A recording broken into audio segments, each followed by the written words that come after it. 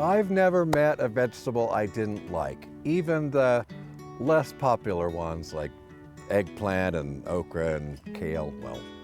But when I was growing up, I spent most of my summers working in my folks' vegetable garden, and it was big.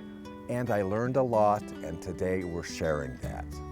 Weeds and vegetables cannot coexist. Annuals, such as marigolds, can coexist with vegetables and actually benefit them. People keep searching for solutions to weeds. There isn't one. Just pull them. Some people use vinegar to kill weeds. That's fine early in the season to kill annual weeds, such as lamb's quarters. But vinegar is useless on tall weeds or perennial weeds. Never use salt. The shuffle hoe is a great invention.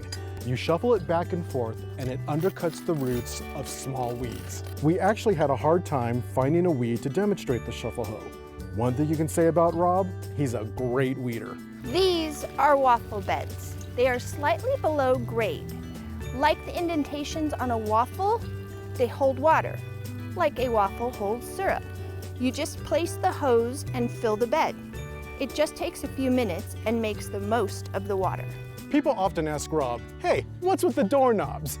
The doorknobs themselves are just decorative, but they're on top of very useful hose guards. If you've ever accidentally dragged a hose across a bed and broke off all of the plants, you knew how many no-no words you uttered.